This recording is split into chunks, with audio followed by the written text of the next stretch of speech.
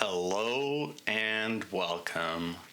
Today I want to share something probably way too personal, but I mean, who are we but Sticky Basket, the bearer of all pasts? And I have had a fascination recently with all these people making loser videos. Oh, let me turn my light on. I don't want to seem like I'm not a professional broadcaster, but these loser videos, these people will start off talking about how they don't have friends or something, as if that's some failing on their part when they, I feel like everyone kind of understands the world isn't designed to make friends nowadays. But I personally had a self-loathing phase, and so I want to share 3 different journals that the only reason I know they took place across different times is because of the surrounding why the journals exist. I won't get into it too much. That's not what this is about. But first and foremost, we have what would be sort of the journal I had on my journey downhill. And on the 1st of November in 2022, I wrote, okay, and I'm gonna kind of characterize it. It's gonna be goofy, but I assure you at the time, I was not being goofy. This is, I think there's a degree of embarrassment about the emotions I felt back then because I didn't know it would turn out as well as it did, and things are in a much better place now. The only reason I even feel compelled to share this is because the other day I was reading through one of my journals and I mentioned how with the build-up time of antidepressants, it's very challenging to tell if you actually get better due to the correction of a chemical imbalance or if the augmented chemical shifts the perspective in a way where the belief that one is doing better makes the difference. And I think in medicine, it's called the placebo effect. If you believe it's going to work, it's going to work. But there's an obvious influence on the chemical perception of things when the outlook is more positive. Now, when I was in the military, I had to write in caps lock. So these entries, hopefully nothing shows, but it's all in capital letters. And it starts off, I hate myself, not in a fun-loving, oh, I'm my own worst enemy kind of way. More of the, I fucking hate myself, and my inability to feel like I fit in is well-deserved because I'm a shitty person. This feeling bleeds into my inability to follow my own rules for drinking, my propensity to put myself in toxic settings, my apathetic outlook on where my life is going. Continuously, I am pestered by the notion that I am alien to the world as it exists for others because I find myself in want for the feeling that I belong, and yet I repeatedly learn that I don't. More so than suicide, the escape I desire is wanderlust. Not because I know what I'm looking for, but instead because the sense of wonder retains its newness when the environment is ever-changing. As well, the feeling of not belonging is easily corrected if I find myself free to go at any time. This being stuck is only supposed to be temporary, as it was in Bahrain. Unfortunately, when combined with the weight of loneliness, the big outcome is a desire to run suppressed by my apathy because I don't see a world in which this is not how things for me should be. As ultimately, I deserve this feeling that is nothing more than the product culminated from the decisions I've made throughout my life. I hate myself. And on the next page I wrote, stupid fucking mirror exercise, which was my therapist at the time. She had an exercise that she was advising clients to do where they would have to appreciate themselves in the mirror.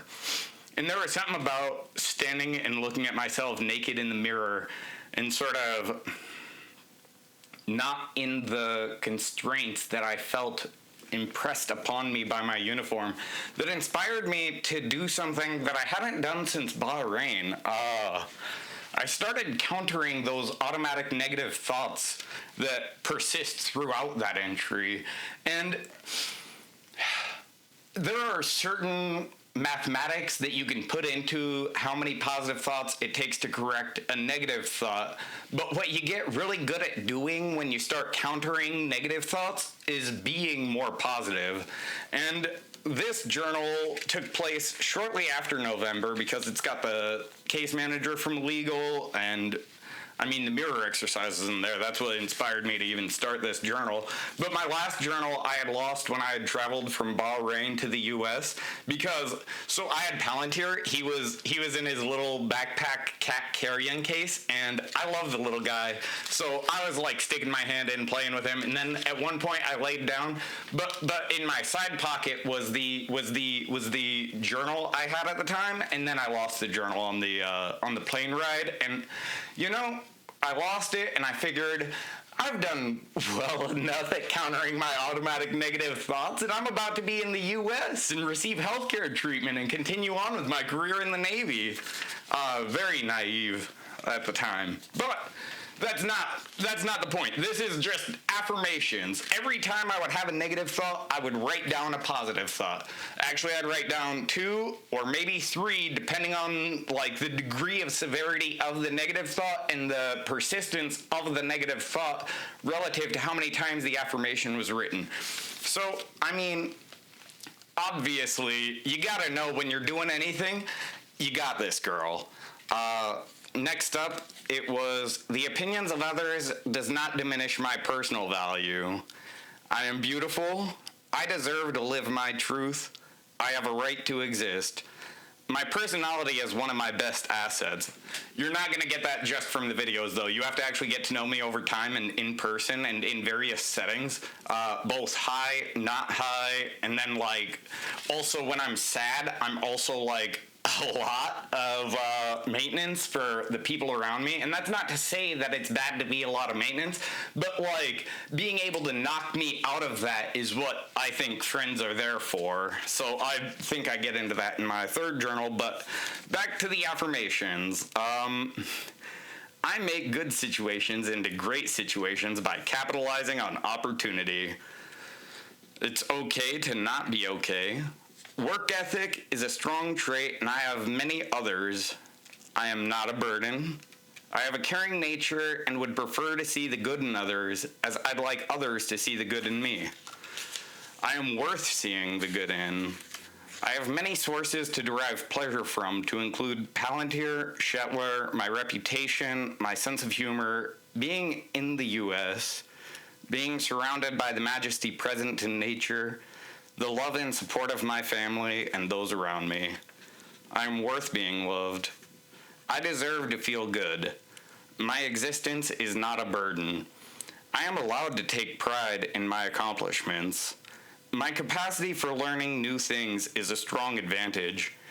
I can go without, but I am allowed to go with. A life cannot be truly virtuous until struggle and sin have been conquered. Where I come from means infinitely less than who I am. I am beautiful as a result of my life and my actions. My control extends only to the bounds of myself. My luck is forged through the goodwill of others. It is unlikely that my decisions today will be considered in 5 years, but their impact could still be felt. I will embody love as best as I can, and it's okay if I slip, so long as I learn happiness is attainable. I am someone worth fighting for. I am allowed to keep some things to myself. I set the expectations on me. There is no mold that I have to fit in. I am free to be me. The failure of those around me does not reflect on my image. I have control over my thoughts and feelings. Happiness is exuded in my presence because I keep a heart free of suffering.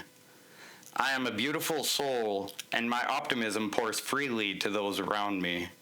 My life is full of abundance, and I experience great joy in sharing it with those around me. The world shines when I am kind to myself. I only owe as much as I am willing to share.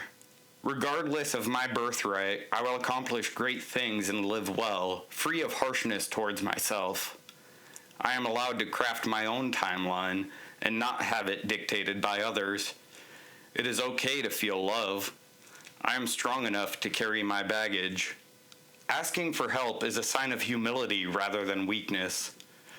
Others are willing to help because I am someone worth helping. It's okay to need help sometimes. I don't have to change the world to make it a better place. My abilities in practice exceed what they are in theory. I am beautiful because of the challenges I've overcome. Who I become is for me to decide. I am a strong woman. My achievements should be cherished by virtue of being recognized as achievements. There are stories that only I can tell. And that was a series of sort of the thoughts that I would use to counter negative feelings towards myself. And when you start to counter thoughts like that with positive thoughts, it's cool because they begin to offset and it creates this sort of like liminal space through which the imagination is free to run wild. I think in a lot of ways I forget the power of those affirmations because I rarely look through my old journals. It stirs a lot in me. But I figured since I'm in the process of coming off of my antidepressants, and I've loved all the loser content. I mean, everyone should get on camera and talk about what a big old loser they are. Because as soon as we define ourselves, we grow out of the limits of that definition and we expand into who we become. And in the military, they taught me, oh, you have to behave like this. You have to act like this. You have to do this at this time in this way. And I think the capitalization of all the letters for like decalogue entries is a good example of where I began to take my freedom back as I began to be more myself. And so this next entry, there's kind of the 2 pages where on one side there is all capitals, but the translation to the other side becomes human writing again. Like I'm writing like a normal person. And I've always loved to just jot notes, jot scribes and stuff. If you can contain in a sentence a fucking year of wisdom, like, you know, and it doesn't even have to mean anything, because I used to have this one saying, a little genius is really just a lot of stupid.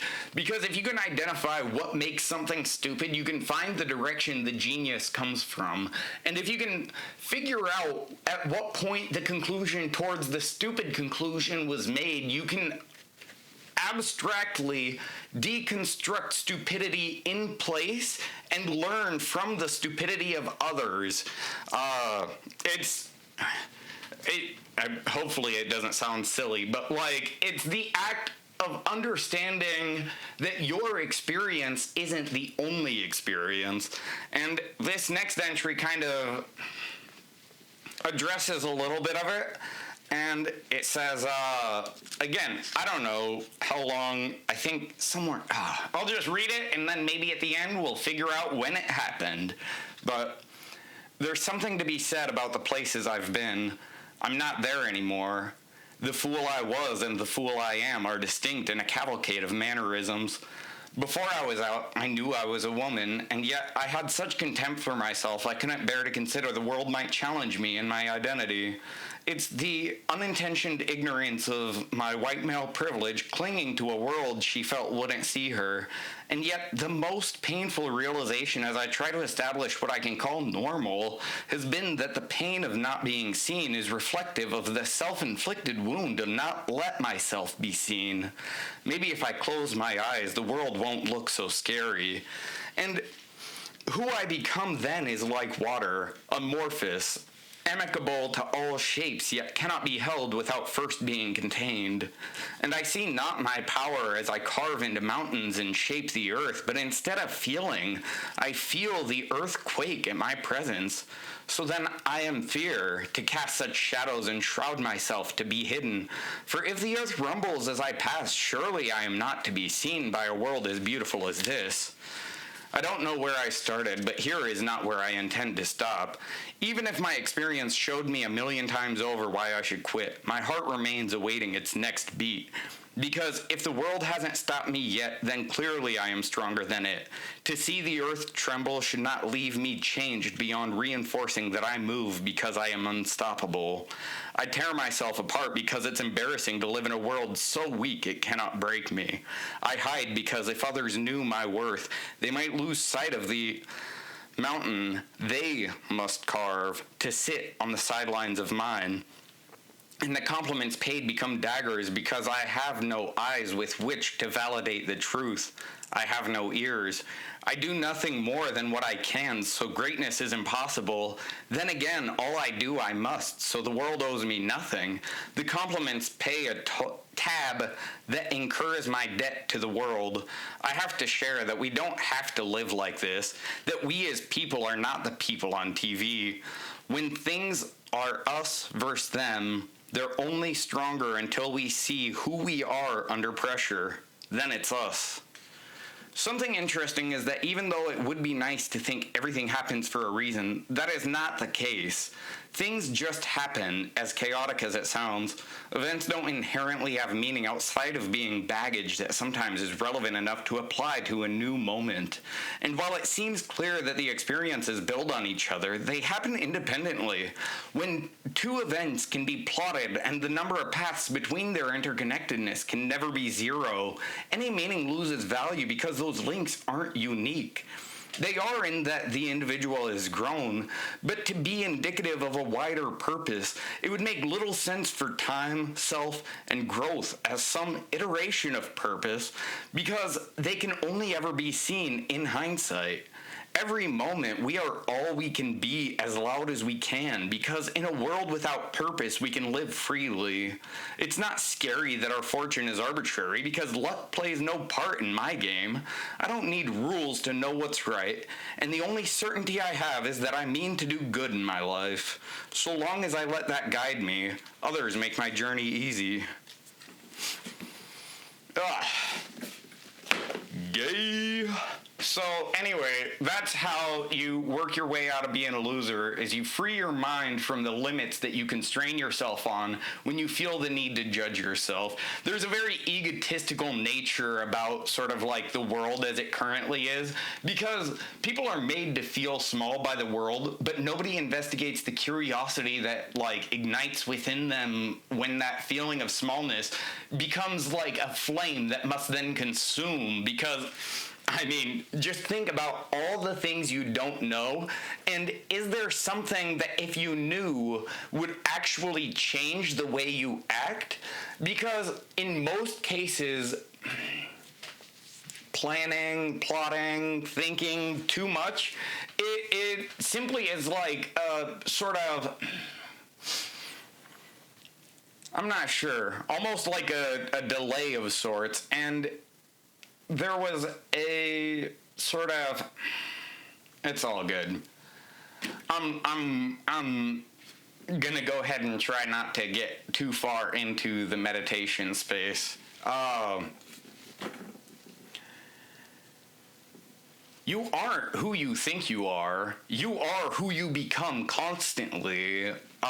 It's a process of becoming that never ceases until at some point your body gives out. And until that body gives out, you have to remain convicted and strong in your convictions that you are capable of changing the world around you. Because at the end of the day, the world is literally defined by you. In your head is the artifice of the world, and you carry it about, and you're gonna let the world tell you who you are? Don't do that. Tell the world who it is, and if it makes you feel bad and makes you feel like a loser, quit playing that fucking game. Go play a fun game, like Dark Souls. Anyway, I hope that my new setup is a little bit better. I changed the lens around a little bit, and yeah, I probably won't read journals again, and I got a few different ideas on where I'm going to be going from here, but I just wanted to make this video because on the one side, I really want to make fun of the losers.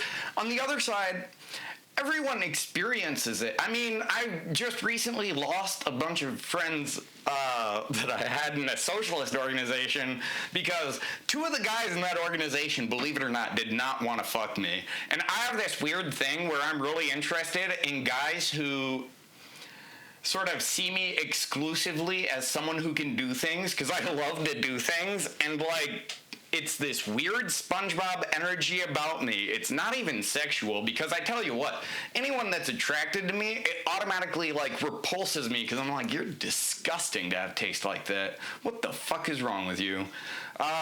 For me though, when like a sociopath approaches me and sort of makes me feel like, oh no, they're pulling the wool over my eyes, and oh no, I don't know what's happening. And like, it's like you see everything happening as it's happening, but you gotta be honest with yourself in order to be able to have eyes that perceive the underlying ulterior, and at the same time those judgments cast on the ulterior can be investigated further if the curiosity is sparked rather than extinguished. And I think that's really what sort of like defines the loser who stays in the undead asylum and the loser who ventures forth and takes on the path of the chosen undead to end this age of twilight that dwindles down and to slay the Lord of Sunlight and return peace to the world. You can continue the first flame if you'd like, but remember, the flame is simply a lie, because the flame is to say, oh, there is more to consume, but when all is consumed, what remains is all that ever was, and just be the flame. So, anyway, have a good one. I'll see you whenever. Love you. Bye.